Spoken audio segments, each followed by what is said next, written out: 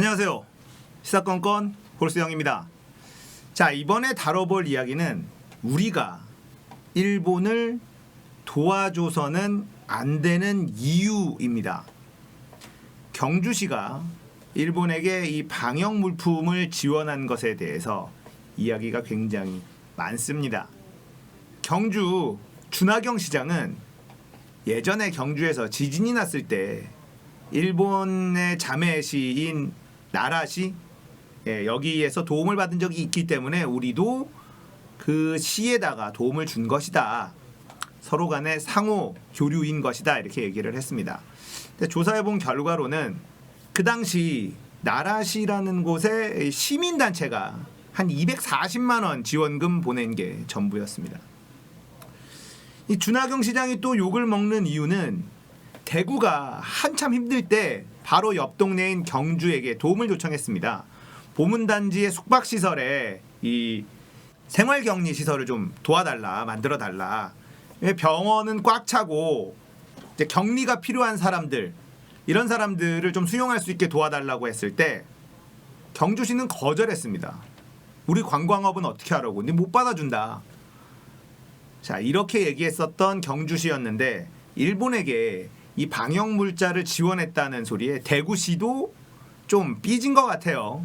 대구 언론이 경주시에 대한 비판에 나서기도 했습니다. 지금 돌아가는 판을 보면 대구랑 경주가 서로 싸우는 모습이 참 거기서 거기다라는 생각이 듭니다. 대구도 어디다가 섭섭하다 얘기할 수 있는 처지는 아니지 않나 이런 생각이 들긴 합니다만 뭐 어쨌든 그런 상황이에요. 자, 일본을 도와줘서는 안 되는 이유. 제가 정말 좋아하는 이 황연필이라는 역사 선생님이 계시잖아요. 여러분들도 아마 유튜브를 통해서 많이들 보고 계실 거라고 생각하는데 제가 꼭 보는 그 유튜브 채널입니다. 정말 쉽고 재미있게 그리고 이 감정을 실어서 설명해 주는 게 너무 좋아요. 분노할 때 분노하고 그런 모습이 정말 제 스타일이거든요. 황연필 선생님 진짜 제가 좋아합니다. 김원봉에 대해서 이야기할 때는 정말 너무너무 강하게 감정을 빡 실어서 얘기하는데 완전히 반해버렸어요. 그래서 이 황연필 선생님이 영상을 올릴 때마다 꼭꼭 챙겨봅니다. 지식도 늘어나고 이 선생님의 매력에 또 계속 빠지게 되죠. 이분이 전에 올린 영상인데요. 제목이 이제 우리가 일본 불매운동을 해야만 하는 이유라는 걸로 올린 강의 내용인데 그거를 짧게 정리해 놓은 또 글이 있어서 그걸 한번 또 여러분들에게 전달해 드리려고 합니다. 내용 한번 보겠습니다. 일본의 국민성, 사무라이 정신? 근데 이게 국제사회에서 일본이 하는 짓거리 보면 사무라이 정신 이런 거 안 보입니다. 닌자 정신이 보이죠. 닌자 정신 아세요? 3박 4일 다락방에 숨어 있다가 상대방이 방심하길 기다렸다 죽어라 칼 꽂고 나오는 닌자. 이 새끼들 전쟁할 때마다 그래요. 지금까지 일본이 외세했던 진짜 전쟁다운 전쟁. 왜구들이 막 한반도나 중국 동해안 쳐들어간 것을 한번 계산해 볼까요? 임진왜란 했습니까? 선전포고? 무슨 선전포고야. 정명가도 길을 빌려달라 우리가 명나라를 공격하겠다 하고 선전포고 하지 않았죠. 청일전쟁 선전포고 합니까? 방금 이야기했죠. 군대가 청나라에서 건너오는데 그 청군을 싣고 오는 함대를 공격해서 바다에 수장시켜버렸다니까. 선전포고 하지 않아요. 러일전쟁 삼국 간섭으로 러시아가 요동을 빼앗아가 버리니까 여기 선제 공격 박아버리지 않습니까? 선전포고하지 않습니다. 만주사변, 만보산 사건을 배경으로 만주를 쳐들어가는데 선전포고해요? 선전포고하지 않죠. 중일전쟁, 노구교 사건을 배경으로 전제하는데 역시 선전포고하지 않죠. 태평양전쟁, 이 새끼들 여러분들 다 아시다시피 하와이 진주만 아무 소리 없이 폭격하고 돌아오지 않습니까? 뭐 인류 역사상 가장 멋진 선제 공격이었다고 이야기합니다만 이 새끼들 선전포고 합니까? 지금까지 외세와 전쟁 중에 단 한 번도 선전포고를 하지 않았던 진짜 더러운 민족성을 갖고 있는 새끼들이 바로 쪽발이들입니다. 그래서 저는 일본 애들이 무섭다니까요. 지금 봐봐. 지금까지 독도를 자기네 땅이라고 얘기하고 있는데 아니 애들이 독도에 딱 해상자위대 끌고 오지 않는다고 어떻게 얘기할 수 있냔 말이에요. 지금까지 일본이 어떤 나라와 전쟁했는지 보세요. 청나라, 러시아, 중국, 미국 선빵 까는 새끼들이 대한민국 독도 선빵 안 까겠다고 어떻게 이야기해. 그래서 일본 애들이 무서워요. 제가 예전부터 말씀드렸듯이 저는 북한보다 일본이 한반도를 침략할 확률이 훨씬 높다고 생각합니다. 진짜 우리 어르신들, 보수적인 생각 가지신 어르신분들 왜 그렇게 공산주의 무서워하시죠? 저만큼 공산주의, 사회주의 싫어하는 사람 없을 겁니다. 공산주의는 실패한 사상이야. 도대체 전 지구 어떤 곳에서 반공 부르짖는 게 우리나라 말고 있느냔 말이죠. 황현필 선생님이 했었던 말입니다. 또 충무공 이순신 장군이 했었던 말이 있죠. 왜는 간사스럽기 짝이 없어 예로부터 신의를 지켰다는 말을 들은 적이 없다. 충무공 이순신 장군이 하셨던 말입니다. 자, 일본을 도와준다. 저는 사실 어떻게 생각했었냐면 일본이 지원 요청을 하고 우리가 독도 문제라든지 이 위안부 문제라든지 역사 왜곡 문제라든지 이런 것들이 잘 정리가 되면 도와줄 수도 있다. 이런 생각을 했어요. 그런데 제가 이런 생각이 있다라고 한번 영상에서 살짝 얘기를 했었는데 어떤 분이 댓글에 이런 얘기를 하더라고요. 원래 우리 거를 받아오는데 무슨 대가를 지불합니까? 그러네. 이건 원래 우리 건데 원래 제대로 된 역사 그리고 독도의 소유 이런 것들은 정상적으로 다 우리가 맞는 건데 이걸 인정해주면 우리가 뭔가를 지원해준다? 이게 말이 안 맞는 거예요. 그냥 이거는 원래 우리 거예요. 그러니까 걔네들이 그걸 인정한다고 해서 우리가 뭔가를 지원해줄 이유가 아예 없는 거죠. 그 말에 아 그렇구나. 자 그렇다면 뭔가 다른 것들이 나와야 되겠죠. 그러니까 여러 가지 생각해봐도 인도주의적 지원 말고는 우리가 지원해서 얻을 게 없어요. 자, 일본이 한국의 반도체 핵심 부품들에 대해서 수출 규제를 단행했었어요. 그때 당시에 언론에서 우리 큰일 났다, 난리 났다 막 이랬습니다. 경제 이제 무너진다, 반도체 무너지면 한국 무너진다 난리 났었죠. 그 당시에 문재인 대통령 어떻게 했습니까? 단호하게 대처하겠다. 반도체 산업 담당자들 다 모아서 의견 듣고 정부가 해야 될 일 경청하고 핵심 부품 소재 만들 수 있는 기술을 가지고 있는 회사들 다 모아서 정부가 도와야 될 일 경청하고 그렇게 뒤에서 지원할 걸 지원해주고 개발할 수 있도록 많이 도와줬습니다. 그 결과 지금은 어떻게 됐습니까? 많은 부분이 국산화가 이루어지고 있습니다. 그리고 수입 판로도 다양화시켜서 일본이 우리 그만하겠다라고 이야기할 때 한국 경제에 타격이 입지 않도록 조치를 다 취해놨습니다. 결국 손해는 누가 받느냐? 일본만 받죠. 이때까지 역사적으로 경제 보복이라고 하면 사는 사람들이에요. 사는 사람들이 이제 니네 거 안 사. 이래야지 보복이 되지. 파는 사람들이 우리 니네한테 이제 안 팔아. 자, 이건 역사상 존재한 적이 없는 경제 보복이었습니다. 자해성 경제 보복이라고 저는 표현을 하는데요.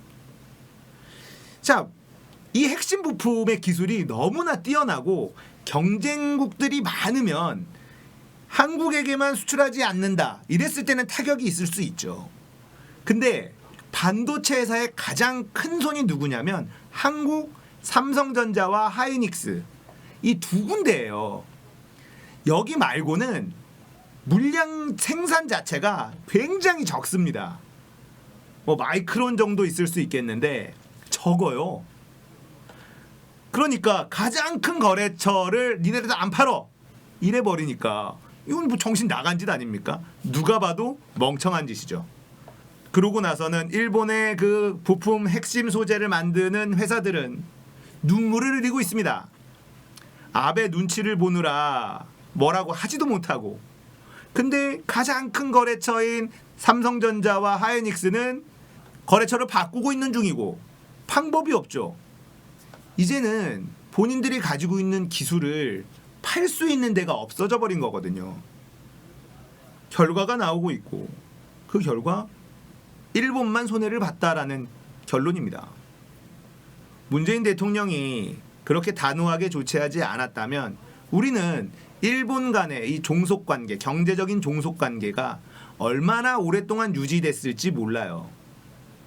단적인 예를 들어드릴게요. 일본이란 나라는 어떤 나라냐? 전 세계의 반도체 절반 이상, 아니 70%, 80%가 한국산입니다. 삼성전자, 하이닉스. 그런데 그렇게 다들 한국산 반도체를 사용을 하는데요. 일본은 굳이 대만산을 씁니다. 굳이. 한국에서 수입하는 게 물류비라든지 이런 게 훨씬 더 저렴함에도 불구하고 한국산 반도체보다 대만산 반도체를 더 많이 써요. 이게 일본입니다. 그러니까 이들은 원래부터 한국산 불매 운동을 하고 있는 나라였어요. 그냥 꾸준히 오랫동안 한국산을 수입하는 게 훨씬 유리함에도 불구하고 그렇게 쓰지 않는 나라가 일본이라는 겁니다. 그런데 우리는 최근 들어서 일본 불매 운동을 하기 시작했잖아요. 생각해보면 그동안 우리가 얼마나 일본에게 이 호구처럼 느끼게 했을까라는 생각을 하면 참 창피합니다. 아시는 분들은 아시는데 제가 지금 한 6년 정도 탄 차가 있는데요. 그 차가 일본 차예요. 그 당시에는 왜 일본 차를 샀었냐면 현대 기아차가 한국에서 이 한국 소비자들을 봉처럼 취급하는 게 너무 싫었거든요. 그래서 현대 기아차를 타고 싶지가 않아서 그냥 저렴한 일본 차를 산 겁니다. 근데 지금 와서 생각하면 참 바보 같은 짓이었다는 생각이 들어요. 근데 그 당시에는 사실 이런 개념이 또 없었죠. 저도 잘 몰랐고 현대 기아차가 일본 회사보다 더 꼴보기 싫었던 시절이었던 것 같습니다. 그래서 일본 차를 샀고 6년째 타고 있는데 바꾸고 싶은데 그렇게 경제적인 여유가 있는 건 아니어가지고 아직 못 바꾸고 있습니다. 그렇게 우리는 일본에게 참 호구 같은 존재였어요. 근데 다행히 우리의 시대의 현자 아베 센세께서 일본을 맡아주시면서 이 어리석은 한국인들을 깨어나게 만들어 주셨죠. 그래서 저는 아베를 한국인에게는 이 시대가 낳은 현자다. 저는 이렇게 칭송합니다. 앞으로도 아베가 더 오랫동안 일본을 좀 지도해 줬으면 좋겠는데 아베의 지금 지지율이 너무 떨어지고 있어서 좀 걱정이에요. 한국에겐 아베가 정말 은인 같은 존재거든요. 말도 안 되는 수출 규제 단행해서 많은 것을 깨닫게 해줬습니다. 참 고마우신 분이죠. 자, 황현필 선생님 잘 모르시는 분들은 유튜브에 검색하셔서 황현필 선생님 구독하시고 한번 수업 한번 들어보십시오. 강의 한번 들어보십시오. 진짜 재미있고 속이 뻥뻥 뚫립니다. 역사를 가르치시는데 감정을 엄청 실어주시거든요, 이분이. 그래서 재밌어요. 자, 진짜 황현필 선생님 완전 팬인데 약산 김원봉에 대한 이야기하는 거 정말 제가 그거 보고 완전히 광팬이 됐습니다. 한번 꼭 원본 강의도 한번 들어보시면 좋을 것 같습니다. 자, 우리와 일본은 가까워지기 어려워요. 노무현 대통령의 독도 명연설에 나오지 않습니까? 일본이 독도를 포기하지 않는 한 우리는 어떻게도 가까워질 수가 없다. 여러분들, 저도 사실 얼마 전까지 진짜 멍청한 인간이었습니다. 그런데 이렇게 어떤 상황이 생기면서 배우고 또 여러분들 댓글을 통해서도 많이 느끼고요. 그러면서 조금씩 깨어나고 있는 중이에요. 아직도 많이 부족하죠. 저는 한명숙 전 총리 대법원 판결을 받았을 때 진짜 한명숙이라는 사람한테 실망했었거든요. 조국 전 장관이 언론에 십자포화 맞을 때 전 조국이라는 사람이 법무부 장관 해서는 안 된다고 생각했었습니다. 노무현 대통령 임기 동안 언론에 그렇게 공격당할 때 실망한 적도 꽤 있어요. 제가 그랬던 사람입니다. 다수의 대중들과 크게 다를 바 없었던 사람이에요. 지금도 크게 다르지는 않습니다. 그런데 이제는 조금씩 배우고 또 여러분들의 댓글 보면서 느끼고 공부하고 또 다른 이런 황현필 선생님 같은 영상 보면서 또 다른 세계를 또 느끼고 다른 생각을 알게 되고 이러면서 저도 조금씩 깨어나고 있는 중일 뿐입니다. 그래서 여러분들에게 이런 영상을 전달하면서 우리가 같이 어떤 게 더 옳은 생각인지 함께 고민해 보자. 이게 제가 이 채널을 운영하고 있는 목표 중에 하나라고 보시면 됩니다.